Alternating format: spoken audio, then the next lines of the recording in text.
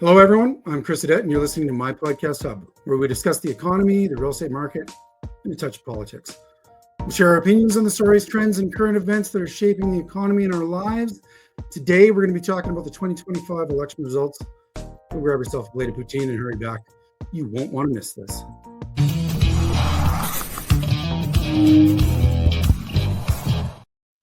Hey, everybody. Today, we're talking about the 2025 election results. Well, Dragos, here we go, post-election, and there are some very happy people in the country today, and some very angry ones as well, particularly in Alberta and Saskatchewan.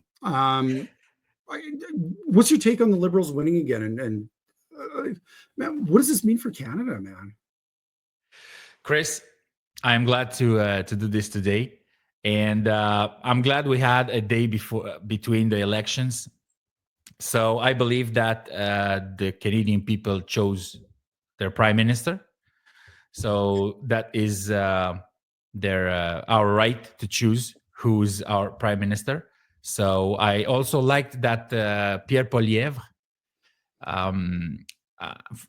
did a speech that admitted that the prime minister now, Mark Carney, won the elections. Mm. So that was a good move on his part. He lost his seat in Carleton, in Ottawa, and there was a lot of things that happened in his writing worth to mention. He didn't. That's what I found very, very class of him.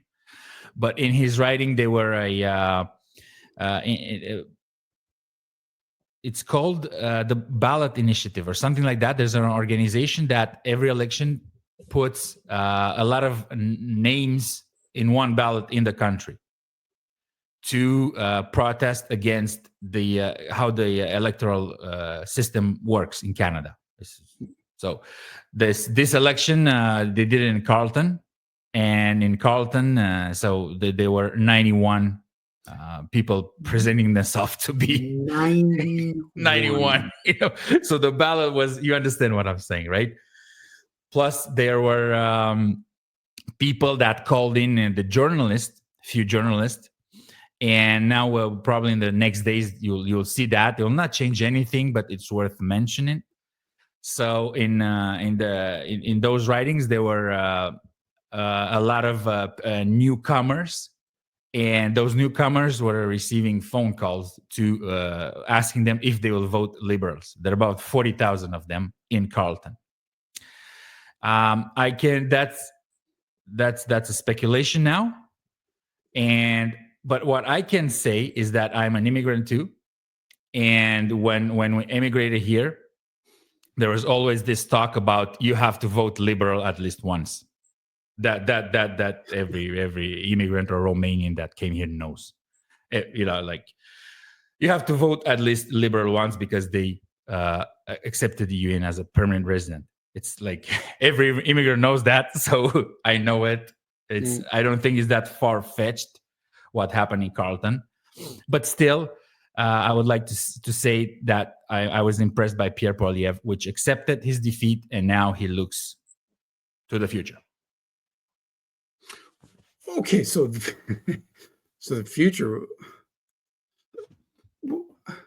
I have my thoughts on kind of where this is all going to go and how it's going to look in our future. But I'm interested to you said. Do you think these two major parties, I mean, both won massive seat gains?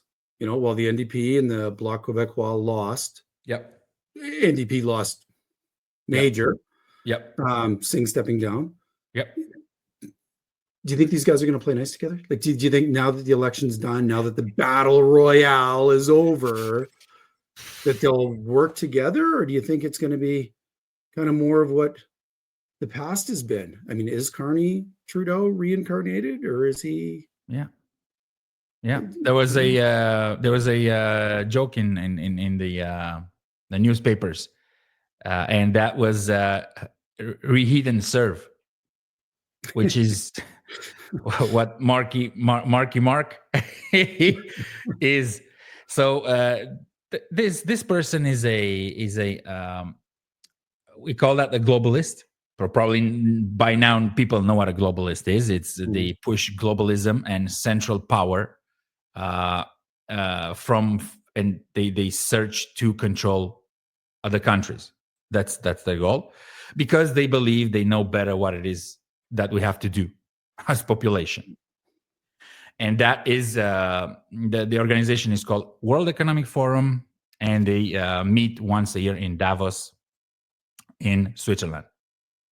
So that's the person that also wrote a book called Values, and in that he outlines the importance of DEI, ESG, and net zero. Okay, so those are counterproductive programs that he believes that will work. So, to answer a question, I believe that if he doesn't read the Canadian people, then the war between East and West, especially Ottawa, because it's not East, like I realize the Quebec and Alberta have so much things in common. I'm not talking about East West. I realize it's more like Ottawa against the West. Yeah. That I believe will continue, unfortunately. And we have to see what will happen.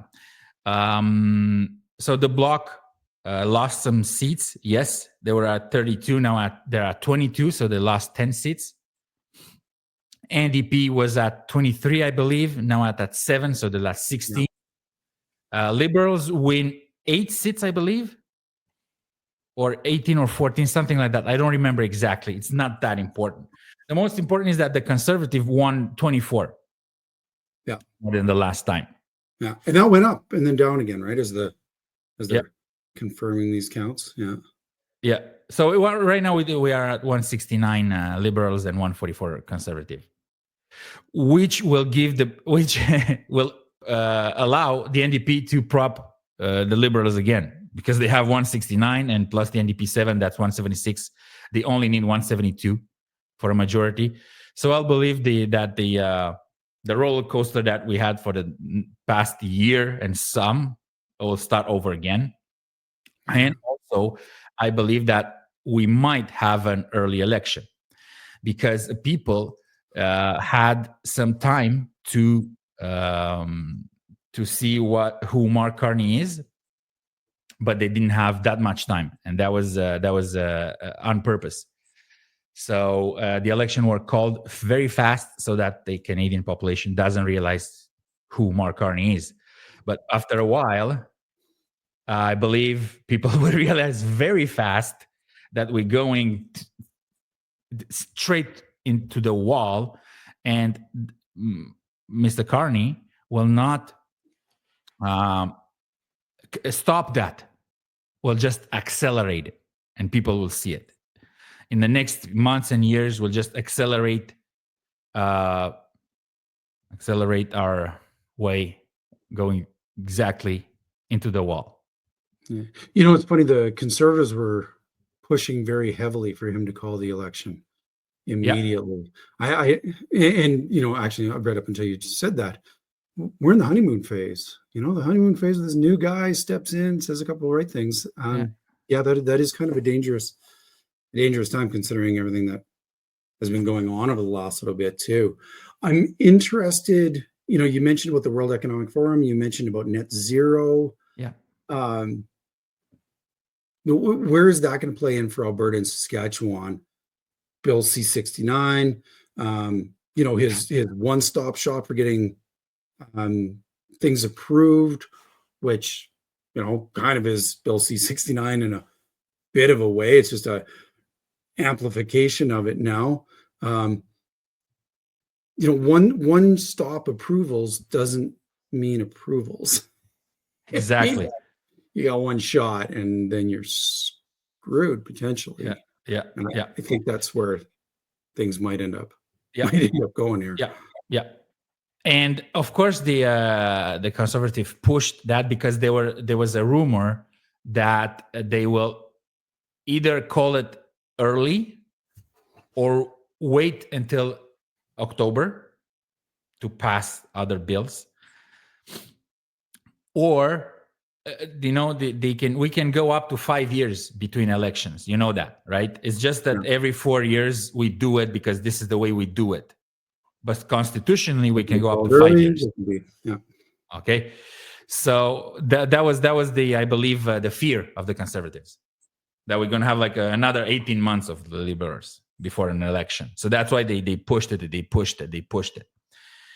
And but this is what happened. Okay, and one more thing, Carney didn't promise much. It didn't promise much. He didn't say how much is worth. You understand that it was in the newspapers. He's in. He has some questions with CRA.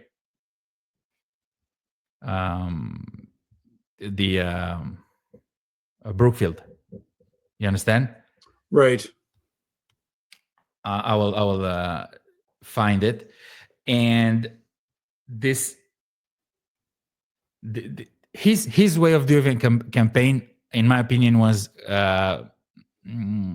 like the conservatives. Whatever the conservatives did, he did it as well. Yeah. Even with the plane, that was funny because it was at the last days. So I watched. I was focused on the last days of the election, and when Pierre Poilievre brought the plane for a rally, Carney brought the plane for a rally. Pierre speak on the back of a pickup truck. Carney spoke in the back of a pickup truck. You understand? So I believe it was just said that do whatever the conservatives do, and there will be people that will elect us even after 10 years of destruction. So there's one big one that he's not doing as the conservatives do that hasn't been talked about all that much. His budgets were released to the website and then quickly revoked after some blowback, and it never really hit the news much, which still absolutely amazes me. But we're looking at going into deeper debt here by quite a substantial amount. Yeah. So the plan, it's massive spending. It's $130 billion over the 4 years, more than Trudeau's spending. Okay, that will lower the value of the dollar.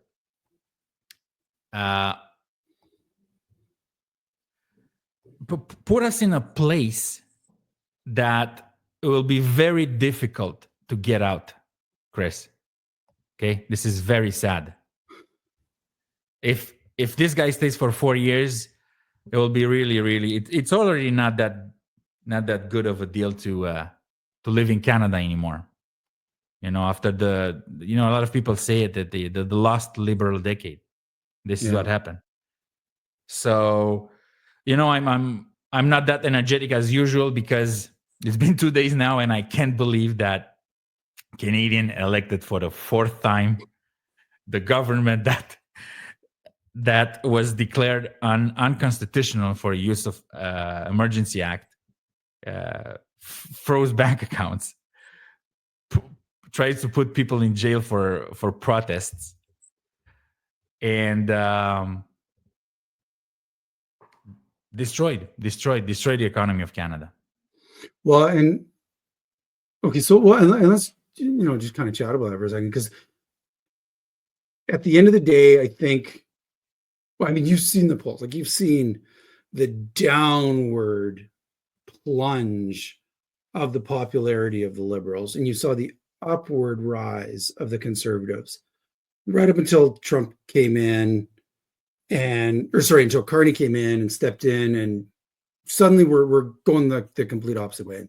And I think the Conservatives were largely associated with Trump at this point, and everything is about extremism. And Mark Carney is not Justin Trudeau, and so he's going to be our savior. So forget about all the stuff the Liberals do. But is that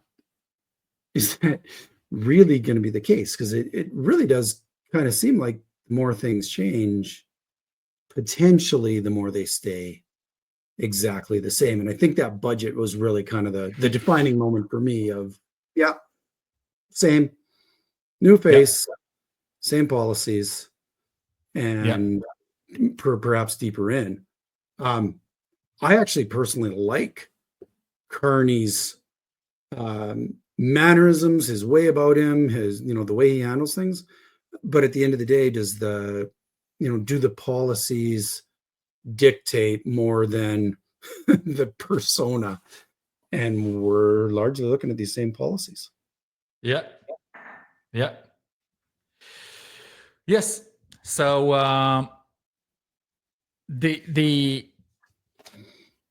I believe that when Carney came in, it's like like the honeymoon. You said it very well. It was a honeymoon phase. It was like Kamala was the same. We watched it a few months earlier, so it was funny. It was almost the same. So you got that honeymoon bump. But I also believe that there's also two very important people that campaigned for the Liberals, which is Donald Trump and Doug Ford. So those people, I don't know what they did, but they influenced a little bit the elections. And Trump influenced it really, really bad. So I believe some conservatives, when they say that they usually like Trump, but now they like it less. They like him less because I don't know what his deal. I don't know if he believes that the Carney's weaker and it will be easier to deal with, or, and we'll talk about it in a few minutes, push Alberta to secede and join the United States. That's something that he might have in his head, because he doesn't want Canada as a 51 state. That's a lie, because Canada is a liberal country. So he will not add 55 electoral votes of the Liberals. You know what I'm saying? That's stupid. He'll never do it. But he might try Alberta and Saskatchewan, but mostly Alberta. Well, I guess that's a pretty deep one to dive into again here, which I don't know if I'm quite prepped for, frankly. I think we'd be more likely the next Puerto Rico. But anyway, regardless of that. Exactly. Me too. Well, if Alberta does not get, such a major part of our economy is our natural resources and our inability to get them out to the rest of the world, other than the States, the Liberals could be forcing our hands, and they could make it more attractive to a lot of the people here, which stands, kind of a better chance of happening. I massively do not want to see that happen. I am very against. But I'll tell you, the rhetoric for those of you that are listening in the rest of Canada, or even, possibly the States, here in Alberta, it's getting, there's a lot of rhetoric out there about us flipping over, and it's sad. And it's a lot of people that I know, like, and trust as well here, some people that I call friends. It's going to be extremely divisive, but it is really amped up the talk, because if Alberta's the West really is the shunned little brother of Canada. Quebec is, massively against us. They are the Alberta blockers. Ottawa has not been playing nice with us. I think our premier is actually doing a very good job. I don't agree with everything she does or says. But I believe she's very good. And I want to add this: she's a woman, so I don't see why there's no such a big deal about. Look at this strong woman who's a premier of a strong province. Props to her. Let's write articles about her in the journals, because if this was a liberal woman, we couldn't stop hear about it 24 hours on every TV station. That's another hypocrisy. Yeah, it is kind of crazy when you think about it. Watching the debate, and I rewatched. So I watched the debate last night, prior to the elections, and I was watching a little bit of it again last night. It was actually just the first few minutes. We have a non-national party that partakes in these events. They're not national. They do nothing but talk about their province, and they talk about their province in a very, we'll play nicely with you if you do everything for us. Yeah. It's frankly, it's weird that they're even allowed to be in there. If you make statements such as, I don't want to be prime minister, I just want to be the deciding vote on everything. If you play nicely with me and if you give us what we want because we're different and everything is going to be different for us. If you want to do that, that's fine. But you as a political party, as a national political party, that just seems so odd to me that they are given that stand in that podium.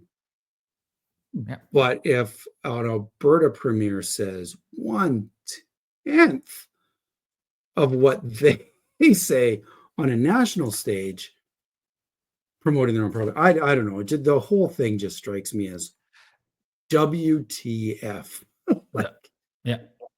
We have the right to be different, and if this difference is respected by whoever becomes prime minister, we will be reliable partners. That is a direct quote during, I don't know, scary, man. Scary. Yeah. It is. And right now it's 30% of Albertans will separate. Well, will separate if there's a referendum tomorrow. So that's higher than Quebec. You realize that? Quebec is usually 24, 28, When they get to 30 is really good. Like they think about the referendum. So this is what I can't wait to see what will happen.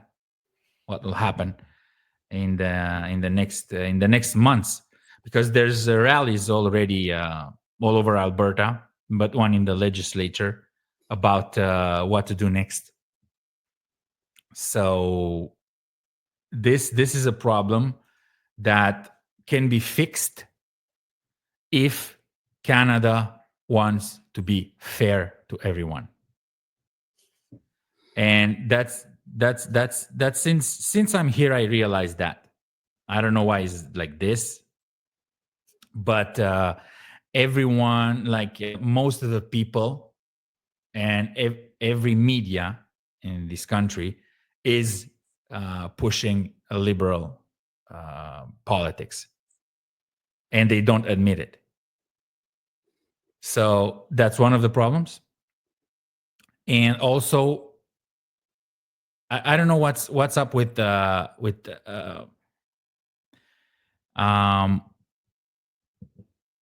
saying that Alberta it's not on Canada team, and and see that in Alberta sends $30 billion more to the Canadian Confederation than we receive.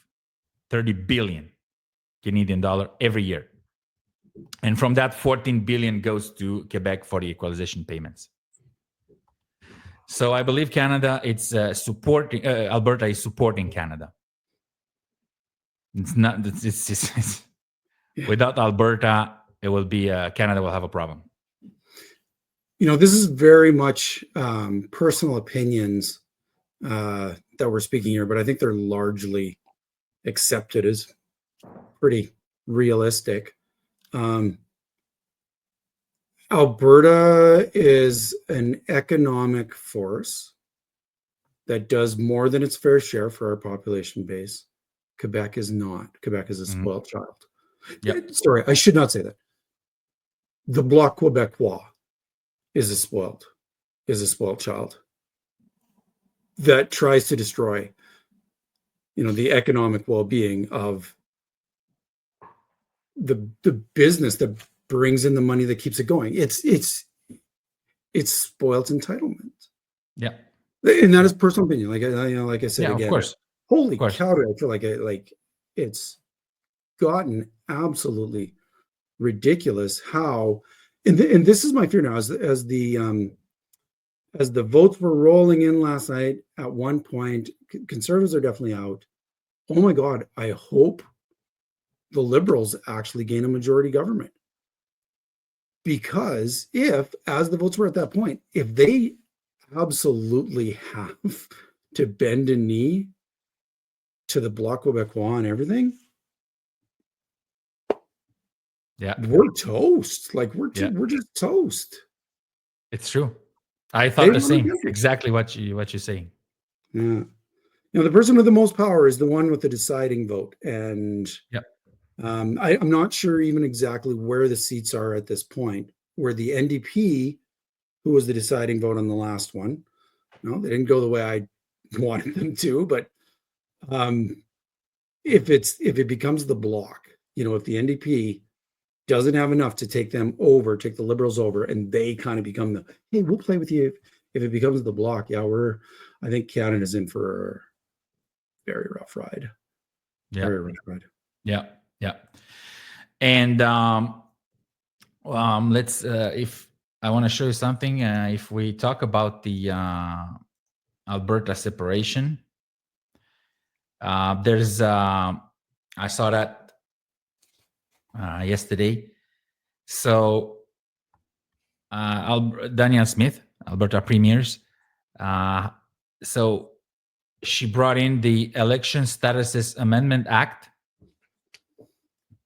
which will change the way people vote in Alberta. So one of the reasons they brought this law is to ban the use of electronic tabulators and other automated voting machines requiring all ballots to be counted by hand to protect election integrity. The big deal that happened with the Dominion electronic tabulators. I don't know exactly what happened, but there was a big problem a few years ago. So I believe they did that because of that. And also, on a side note, in France, they do this. They have hand counting because they realized that this is the safest way to show people and guarantee election integrity. For someone who doesn't want to do that, it's a party that wants to cheat. That's very simple. Well, I think there's it brings up an interesting point because I am very pro doing this all digitally, the electronic tabulation and everything. Yeah. Except, with the political interference by some potentially very unscrupulous countries that are very good at hacking. Exactly. It's I think it's a real, very valid concern. And I honestly don't think that it has happened yet.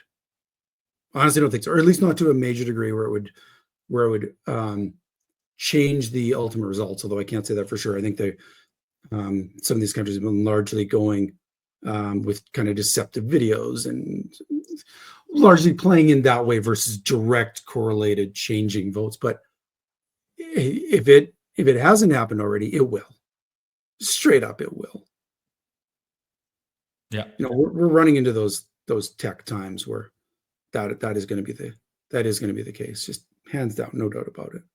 So I think the changes that the Alberta government made here, I think they're going to be scrutinized very heavily in ways that it is not meant to be. I think it's going to be kind of correlated to the states, where I think a lot of stuff is going to go with, we're going to slant things so that it's definitely in our favor. I think that is going to be happening largely in the States, but I think here we're just straight up legitimizing it. The not validating somebody standing beside you because they don't have their ID. I vouch for them. That's, it's good to see stuff like that being taken away because I think that really does. Yeah. So that's exactly the it affects the integrity. Exactly. So eliminate vouching at voting stations to strengthen identification and verification processes. Who wouldn't be against that if you want the integrity? Yeah. No one. See, there's other things, but those are the most important. You have to do a hand counting, okay? Like in France. Okay? and to eliminate vouching, of course, because you can vouch a lot of people, if you want to. Well, and on the swing ridings, I think that's it's kind of hard to imagine that doing something like that could make any difference whatsoever. But when you're looking at a swing riding where it's close, and you're looking at the number of seats, and they're fairly close, like that. Honestly, that small changes can make a pretty massive difference. And I mean, if you look at this, was a little bit of a landslide win for the Liberals in this, again, as far as number of seats. But if you look at the actual number of votes, it was a very close race. Yeah. So one thing tells one story, but the real kind of story is back over here. So yeah, properly placed, exactly. They do make a difference. They really do. Yeah. So, interesting. We'll see where it all goes. Jaggers, exactly. I think that's about all I had personally, unless you had anything else you wanted to add into that or chat about how this goes. Exactly. I'll show. I want to talk about the deficit. Yep. The deficit of the Liberal platform. So when this is in the graphic in yellow, it shows the Trudeau government spending. So for the next 4 years, like I told you. Then in gray, it's the parliamentary budget officer estimate. And in blue is the Carney election platform. So you see here that the difference with the old government, the Trudeau government, is $130 billion difference, more spending. That will create inflation and lower the dollar value, like I told you. Some other thing, the net zero ideology can cause a lot of troubles, and there are people that are saying, the experts, that what happened in Spain and Portugal, what happened yesterday,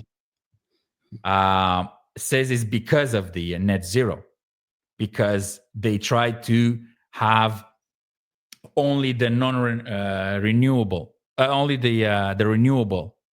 sources of energy running. They were doing tests. Okay, so this can impact Canada as well if we going on the net zero world. Okay, this here, discriminating events. And they say that there was no sign of cyber attacks. Okay? You understand? So they say there was no unusual weather event or sign of cyber attacks. So there are, this is on the CBC, which will be very like politically correct. But if you go on other sources, you will see that there's a lot of experts that say this happened because of the renewables, and also the populations think that. Okay, it's not only the experts. So I want to finish with this. So this is the police reported crime severity index. So this was the first thing that hit me in the morning when I realized that the Liberals will have a government. This is Harper government. So this is the violent crimes and non-violent crimes and the severity index. Those are the lines, right? This is from obviously Statistic Canada. It's the Government of Canada website. Everyone can go see it. So this is what happened when Harper took office. The Conservatives. And this is what happened in 2015 when the Liberals took office. Okay? So after all of this, after impoverishing people, highest crime, the lowest economic output, no GDP growth. We saw that a few times, Chris. Like a 0.7 is no GDP growth. Yeah. Threatening democracy, and also continual lying got them elected for a fourth term. It's really sad what happened. And I liked your, before going in, on live, on air, you said that you should look this positive and find the positive in it. And I like that attitude. So we will do that. We'll be positive about a change maybe in the future. Maybe there's an election in 1 or 2 or 3 years, Who knows? Who knows? And I'll finish with this. So this gentleman here, the story. So a small-scale Alberta egg farmer arrested for selling eggs outside quota system. 5 RCMP vehicles arrived to arrest him. This is the Western Standard. It's a very good journal. And that's his story. A Lethbridge area farmer was arrested Wednesday morning in a dispute over egg sales. Now, those Do you aren't understand? fentanyl eggs, right? Like those aren't. Exactly. They have no fentanyl injection. This doesn't say that. They maybe add some vitamin D. Yeah. So No you vitamin D. understand, Chris. This you understand, right? So this is what is important. This is what's going on with the violent crime, right? And this is who our government is targeting. This farmer gentleman who builds